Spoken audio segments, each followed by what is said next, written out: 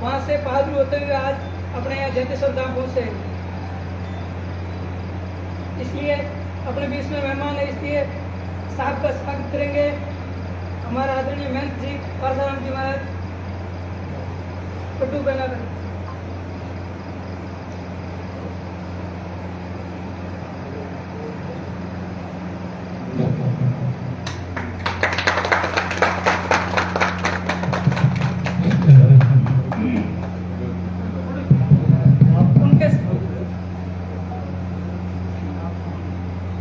उनके साथ में आदरणीय भिक्खू सिंह जी जो पूर्व सीआईडी ऑफिसर है, उनका महंत जी द्वारा स्वागत किया जाएगा। 2013-12 में ड्यूटी करेंगे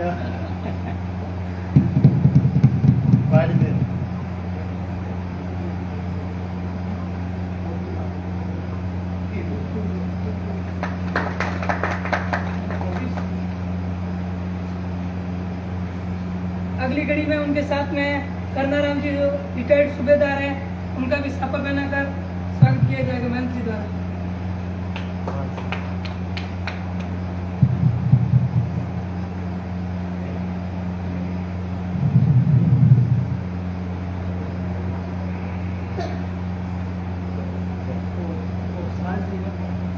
अगली घड़ी में कृष्णाराम जी सांबड़ जो रिटायर्ड सूबेदार है, उनका साफा पहनाकर महंत जी द्वारा स्वागत किया जाएगा।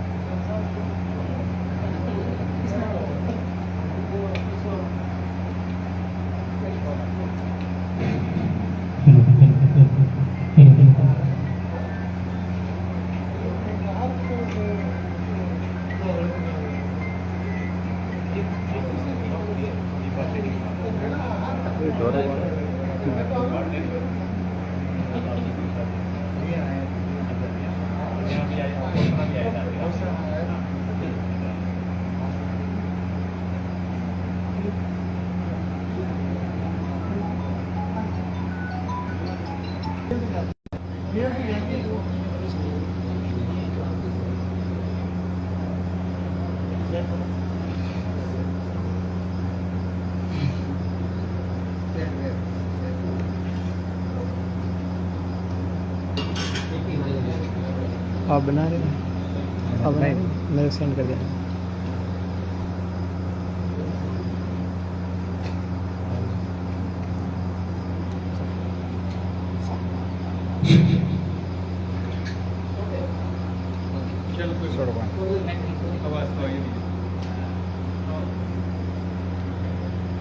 सबसे पहले तो मैं पूजनीय परशुराम जी का मैं प्रणाम करता हूँ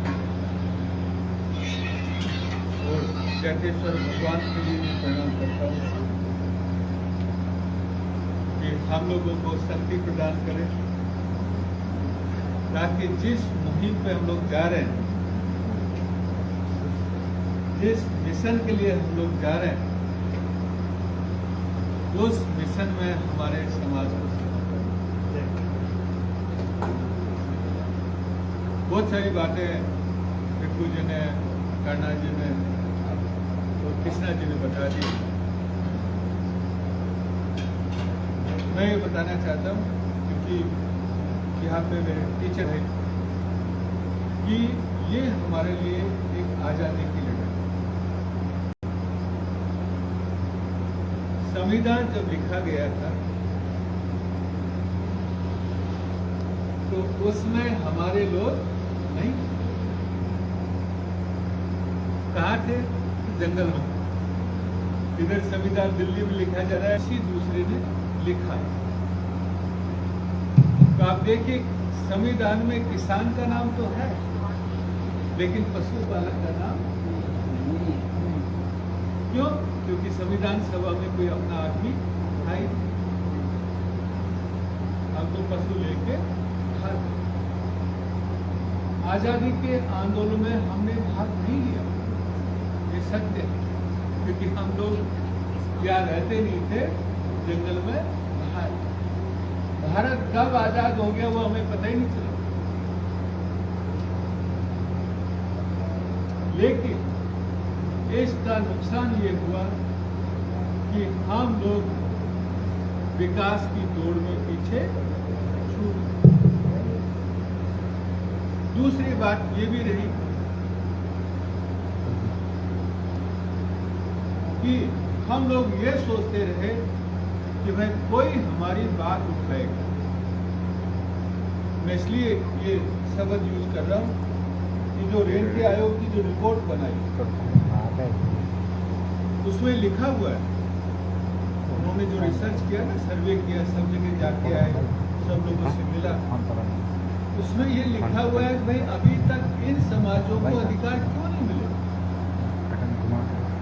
उसमें बहुत ही इंटरेस्टिंग एक लाइन लिखी हुई है कि इन लोगों ने कभी डिमांड नहीं, अधिकार तो कम मिलेगी तो मांग करेंगे, इन लोगों ने कभी डिमांड। दूसरे इंटरेस्टिंग एक लाइन ये लिखी है कि डिमांड नहीं की, चलो कोई बात नहीं, इनमें शिक्षा नहीं की, लेकिन किसी दूसरे नेता ने इनकी मांग कभी कोई भी राष्ट्रीय नेता ऐसा नहीं था जिसने CAT की मांग उठाई। कभी आपने देखा? कभी लोकसभा में बैठ हुई हो, कभी सवाल उठाओ, कभी CAT की बात उठी हो। इसलिए सरकार को दोष नहीं दे सकते, दोष हमारा है, क्योंकि हमने आवाज। राष्ट्रपति महोदय एक भाषण में बोल रही है, मैं राष्ट्रपति का नाम ले रहा हूं, कि भाई लोकतंत्र में आवाज नहीं उठाएगी तो लोकतंत्र बचेगा नहीं। यदि आप कोई अपनी मांग नहीं उठाएंगे तो लोकतंत्र नहीं बचेगा। एक बात चलती रहेगी तो लोकतंत्र का कोई मतलब। इसलिए हम लोगों ने ये सोचा कि भाई जो समाज के जो हमारे मुद्दे हैं